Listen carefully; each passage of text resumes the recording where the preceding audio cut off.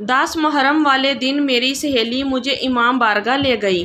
میرے اندر ایک عجیب سی بے چینی تھی، دل خون کے آنسو رو رہا تھا۔ سہیلی کہنے لگی، شام غریباں سن کر تمہیں بہت سکون ملے گا، تمہاری ساری بے چینی ختم ہو جائے گی۔ میں وہاں پہنچی تو وہاں سب شیعہ مرد اور خواتین موجود تھے۔ اچانک ایک آدمی نے زور سے کہا، لائٹ بند کر دو۔ جیسے ہی لائٹ بند ہوئی، میرا کلیجہ، کیونکہ کسی نے میرا نام لے کر پکارا۔ میرا نام شبانہ ہے۔ میرے ابو محلے میں موجود مسجد کے امام تھے اور میں بھی الحمدللہ ایک حافظ قرآن ہوں۔ میرا ایک ہی بھائی تھا جو اب مسجد میں معزم تھا اور شام کو بچوں کو ناظرہ قرآن پڑھایا کرتا تھا۔ ہمارا گھرانہ شروع سے انتہائی مذہبی اور نماز کا پابند تھا۔ میرے خاندان میں سبھی نے سرکاری اسکولوں سے میٹرک تک ہی تعلیم حاصل کی تھی۔ میں چونکہ پڑھائی میں کافی ذہین تھی اور جب میٹرک کا رزلٹ آیا تو میں اول آئی تھی، اس لیے ابو نے اس روز مسجد میں آنے والے سبھی نمازیوں کو مٹھائی بانٹی۔ میں آگے بھی پڑھنا چاہتی تھی۔ ابو سے جب میں نے خواہش کا اظہار کیا تو وہ سوچ میں پڑ گئے۔ کہنے لگے، کالج یہاں سے کافی دور ہے، تم کیسے جاؤ گی؟ اور بیٹا، ہمارے خاندان میں اتنا پڑھنے کا رواج نہیں ہے۔ مگر جب میری آنکھوں سے موٹے موٹے آنسو بہہ کر گالوں پر آئے تو ابو نے مجھے سینے سے لگا لیا اور پڑھائی کی اجازت بھی دے دی۔ وہ دن میری زندگی کا سب سے خوشی کا دن تھا۔ میں نے کالج میں داخلہ لے لیا اور دل لگا کر پڑھائی کرنے لگی۔ کالج میں مختلف مذاہب اور مسالک سے تعلق رکھنے والے لوگ بھی موجود تھے۔ وہاں میری دوستی آمنہ سے ہوئی، جو ہمارے ہی محلے کی ایک لڑکی تھی اور بہت ہی خوش مزاج اور خوش اخلاق تھی۔ کچھ ہی روز میں ہم پکی سہیلیاں بن گئی۔ ہماری کلاس میں اگلے بینچ پر ایک نئی لڑکی آ کر بیٹھی جس کا نام فاطمہ بتول تھا۔ انتہائی نرم لہجے اور با اخلاق لڑکی تھی۔ میں نے کبھی اسے مخاطب کرنے کی کوشش نہیں کی تھی۔ ایک دن کالج سے چھٹی ہوئی تو شدید گرمی تھی۔ میرے پاس موجود پانی ختم ہو چکا تھا۔ تبھی فاطمہ نے اپنی بیگ سے بوتل نکالی۔ تب مجھ سے رہا نہ گیا۔ میں اپنا گلاس اٹھا کر اس کے پاس گئی اور بولی، کیا تم مجھے تھوڑا سا پانی دے سکتی ہو؟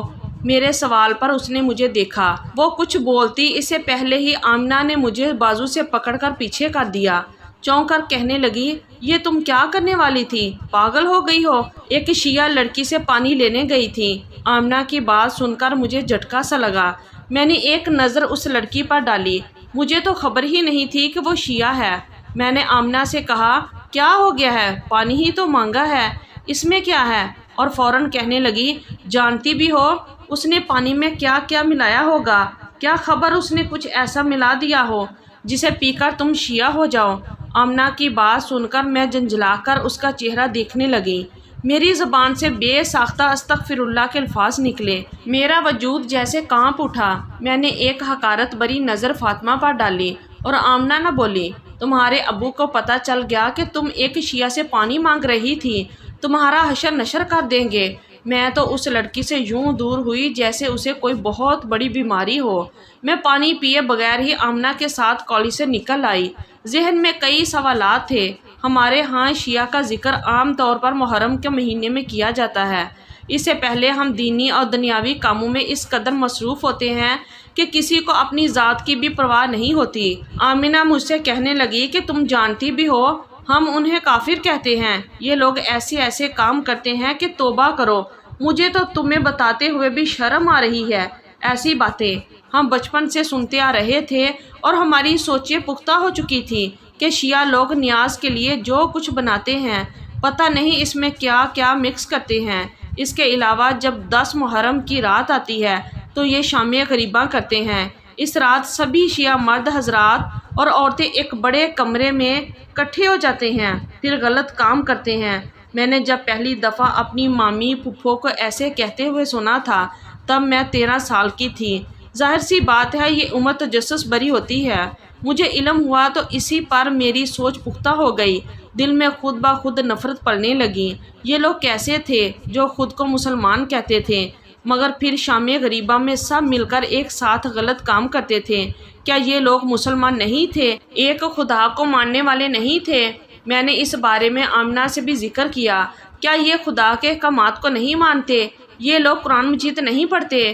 جب خدا نے ان سب سے منع فرمایا ہے کہ مرد اور عورت کے بیچ پردہ ہونا چاہیے، محرم اور نامحرم کے اصول ہیں، تو پھر یہ لوگ ایسا کیسے کر سکتے ہیں؟ اگر یہ لوگ اس قدر غلیظ ہیں تو ان کو ہماری حکومت نے مسلمان کیوں کہہ رکھا ہے؟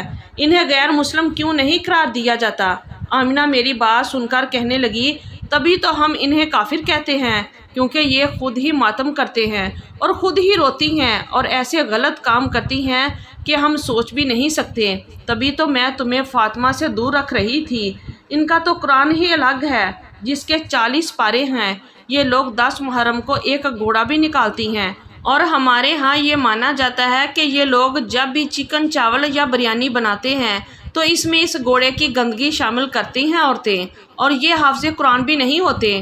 ان کا تو اپنا الگ ہی دین ہوتا ہے۔ میں نے آمنہ کی باتیں سنی تو میرے دل میں ایک بار پھر نفرت پروان چڑھنے لگی۔ ایک دن میں کالج گئی تو فاطمہ میری جانب دیکھ رہی تھی۔ میں نے فوراً نظر چرا لی اسے دیکھ کر۔ پھر ایک بار میرے دل میں پورے خیالات آنے لگے اور نفرت خود بخود بڑھنے لگی۔ محرم الاحرام آنے والا تھا۔ جیسے جیسے محرم کے 10 دن قریب آ رہے تھے، ہمارے ہاں شیعوں کے خلاف باتیں اور الزامات بھی بڑھتے جا رہے تھے۔ اکثر میں اور آمنہ مل کر فاطمہ کے خلاف طنزیہ باتیں کرتے تھے، جبکہ ہمارے آگے بیٹھی فاطمہ ہر بات سنتی رہتی تھی، مگر کبھی اس نے پلٹ کر جواب نہیں دیا تھا، نہ ہی اس نے ہمارے عقیدے کو برا بھلا کہا تھا۔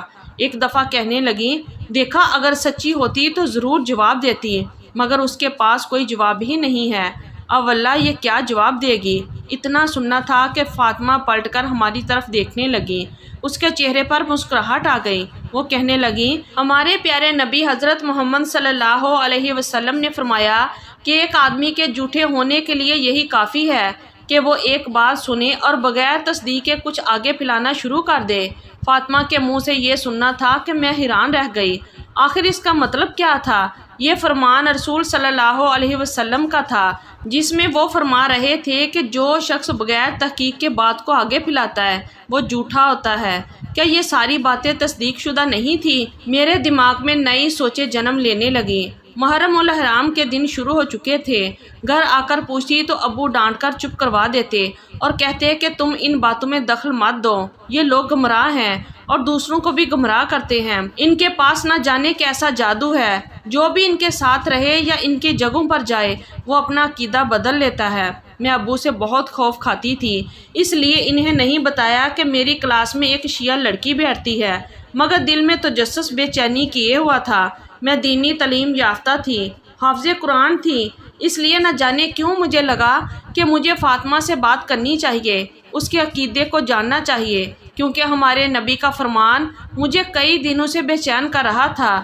ایک دن آمنہ چھٹی پر تھی تو میں نے فاطمہ سے پوچھا کہ تم نے قرآن مجید کب حفظ کیا؟ میری بات سن کر اس نے چونک کر میری طرف دیکھا اور کہنے لگی، کیوں، ہم مسلمان نہیں ہیں؟ میری عمر اس وقت 6 سال تھی جب میں نے پہلی بار قرآن مجید مکمل کیا۔ فاطمہ کی بات سن کر میں اسے غور سے دیکھنے لگی۔ میں بولی، تم لوگوں کا قرآن تو 40 پارے ہوتے ہیں۔ میری بات سن کر وہ کہنے لگی، ہمارے پیارے نبی صلی اللہ علیہ وسلم پر جو قرآن نازل ہوا وہی ہمارا قرآن ہے، جسے 30 حصوں میں تقسیم کیا گیا اور ہر حصے کو پارہ کہا جاتا ہے۔ اس کی بات سن کر میرا تو تجسس مزید بڑھ گیا۔ میں نے پوچھا، کیا تم ایک خدا کو مانتی ہو؟ وہ بتانے لگی کہ ہاں، ہم ایک خدا کو مانتے ہیں، اس کی 1,24,000 انبیاء پر ایمان رکھتے ہیں اور یہ عقیدہ رکھتے ہیں کہ جو خدا کے ساتھ کسی کو شریک کرے یا اس کے دین میں رد و بدل کرے وہ کافر ہوتا ہے۔ میں فاطمہ کی باتوں کی طرف مائل ہونے لگی، مگر فوراً ابو کی باتیں ذہن میں آ گئی کہ شیعہ جادوگر ہوتے ہیں، اپنی باتوں میں پھنسا لیتے ہیں، مگر مجھے فاطمہ کہیں سے بھی جادوگر نہیں لگ رہی تھی۔ اس کے باوجود میرے ذہن میں سوالات تھے اور وہ میرے ہر سوال کا نہایت نرمی سے جواب دے رہی تھی۔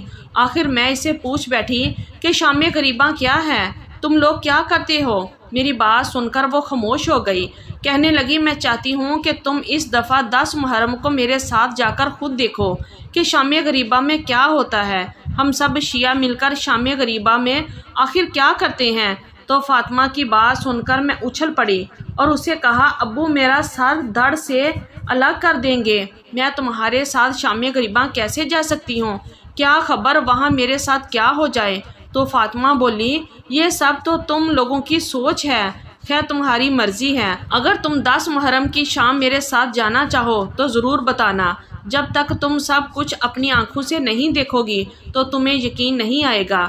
میں نے فاطمہ کی بات پر غور کیا۔ اس دن میں گھر گئی تو اسی سوچ میں گھومتی رہی۔ نماز پڑھ کر دعا مانگی تو شام غریبہ ذہن میں آ گئی۔ قرآن مجید فرقان حمید کھولا اور تلاوت شروع کر دی، مگر فاطمہ کی باتیں میرے دل و دماغ سے نہیں نکل رہی تھیں۔ ایسے لگتا تھا جیسے اس نے مجھ پر سچ میں جادو کر دیا ہو۔ میں آیت الکرسی پڑھ کر خود پر دم کرنے لگی، مگر دماغ اس جانب ہٹ ہی نہیں رہا تھا۔ ناظرین اکرام، اگلے روز میں کالج گئی تو آمنہ بھی آئی ہوئی تھی۔ میں نے اس کے سامنے تو فاطمہ سے کوئی بات نہیں کی، مگر میں اسے اپنی کیفیت بیان کرنا چاہتی تھی، یہاں تک کہ اسے کہہ بھی دیا کہ تم نے کل سے مجھ پر کیسا جادو کر رکھا ہے کہ مجھے سکون ہی نہیں مل رہا۔ دل کہتا ہے کہ شام غریباں دیکھوں، مگر دماغ روکتا ہے کہ تم برباد ہو جاؤ گی۔ تو فاطمہ نے مجھے اپنے پاس بٹھایا۔ ہم کنٹین میں تھے۔ اس نے مجھے قریب بٹھا کر نواسے رسول صلی اللہ علیہ وسلم کے بچپن کے واقعات سنانا شروع کر دیے۔ جیسے جیسے میں تصور کرتی جا رہی تھی، میری بے چینیاں کم ہوتی جا رہی تھی۔ آخر میں فاطمہ بولی، 4 دن بعد 10 محرم ہے، تم میرے ساتھ چلنا، میں تمہارے محلے میں تمہیں لینے آ جاؤں گی۔ نہ جانے کیوں میں نے جانے کی حامی بھی بھر لی تھی۔ میں باس حقیقت اپنی آنکھوں سے دیکھنا چاہتی تھی۔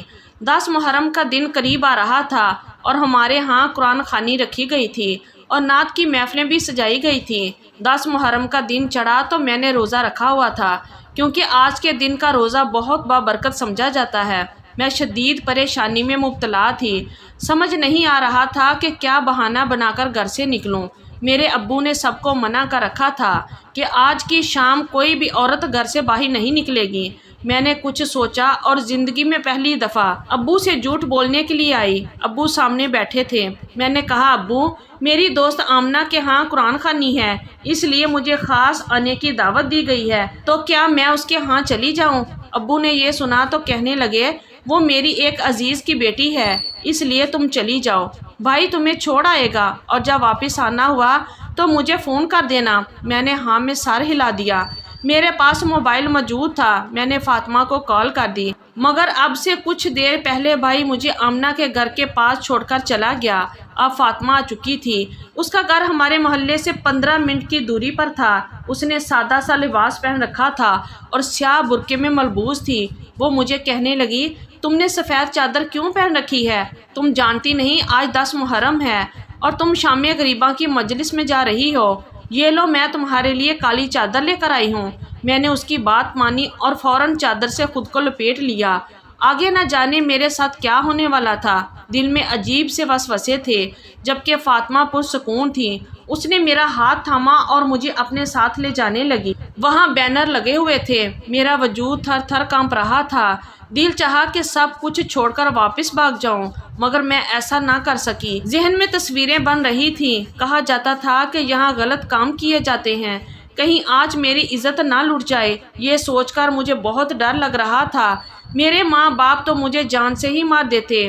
آنکھوں میں خوف سے آنسو آ رہے تھے، مگر واپس جانے کا کوئی راستہ نہیں بچا تھا۔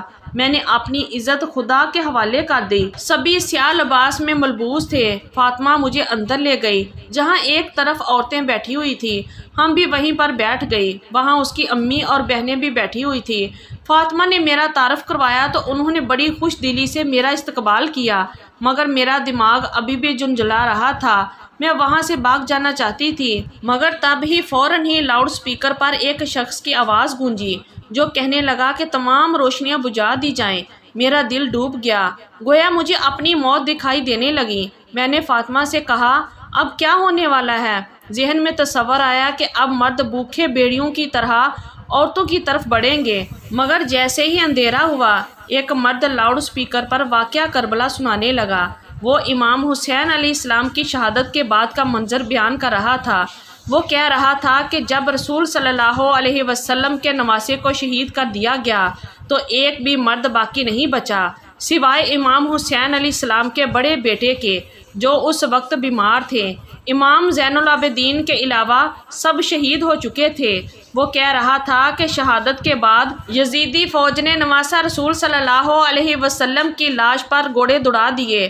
ہر طرف قرآن مچ گیا۔ خیموں میں موجود مستورات رونے لگی۔ جب یزیدی فوج خیموں کی جانب آئی تو خیموں کو آگ لگا دی گئی۔ ان کے پاس نہ بھائی تھا نہ بیٹا، نہ بانجا نہ بھتیجا۔ جب صحرا میں پامال ہو چکے تھے، خیموں کو آگ لگ گئی تھی تو سب چیخو پکار کرتے ہوئے باہر کی طرف دوڑی۔ ایک خیمے میں امام حسین علیہ السلام کے بڑے بیٹے موجود تھے۔ سیدہ زینب سلام اللہ علیہا نے جب اپنے بھتیجے کا خیمہ جلتے دیکھا تو بیمار بھتیجوں کو کندھوں پر اٹھا کر باہر آئی تاکہ بھائی کی آخری نشانی کو بچا سکے۔ کئی مستورات اور بچے اس بھگدڑ اور آگ میں جل گئے۔ حضرت امام حسین علیہ السلام کی 4 سالہ بیٹی بی بی سکینہ، جن کے برقعے میں آگ لگ چکی تھی، وہ اپنے بابا کا نام لے کر روتی ہوئی مدد کو پکار رہی تھی۔ خیموں کا سیاہ دھواں اور اندھیرا پھیل چکا تھا۔ معصوم بچی اپنے بابا کے پامال جسم کے پاس جا کر روتی رہی، زخمی کندھے دکھاتی، جلا ہوا کرتا دکھا کر روتی رہی کہ بابا میں یتیم ہو گئی ہوں۔ شمر نے بالیاں چھین لی، خیمہ جلا دیا۔ اس منظر کو شام غریباں یعنی غریبوں کی شام کہا جاتا ہے، اور 10 محرم کی یہ شام جب منظر کشی کے ساتھ بیان کی جاتی ہے تو روشنیاں بجھا دی جاتی ہیں۔ ناظرین اکرام، تاکہ آپ کا ذہن اس لمحے کربلا کا منظر دیکھ سکے، میں نے جب یہ سنا تو میرا وجود کانپ اٹھا۔ میری آنکھوں سے آنسو تھے کہ رکنے کا نام ہی نہیں لے رہے تھے۔ ویسے سب ہی زاروں کی تار ہو رہی تھی۔ میں نواسہ رسول اللہ صلی اللہ علیہ وسلم پر ڈھائے گئے مظالم سن کر برداشت نہ کر سکی۔ دل سے بے ساختہ کروڑوں بار درود اسلام ان کی ذات کے لیے نکلے۔ 15 منٹ تک اندھیرا رہا، پھر روشنی ہو گئی۔ سب عورتیں رو رہی تھیں۔ یہاں مردوں اور عورتوں کے بیٹھنے کا بھی الگ انتظام کیا گیا تھا۔ شام غریباں کی مجلس ختم ہوئی تو کئی حقائق مجھ پر اشکار ہوئے۔ اگر آپ کو ہماری سٹوری اچھی لگی تو ہماری ویڈیو کو لائک کریں اور ہماری یہ ویڈیو اپنے پیاروں کو ضرور شیئر کریں۔ تب تک کے لیے ہمیں دیں اجازت۔ شکریہ۔ اللہ حافظ۔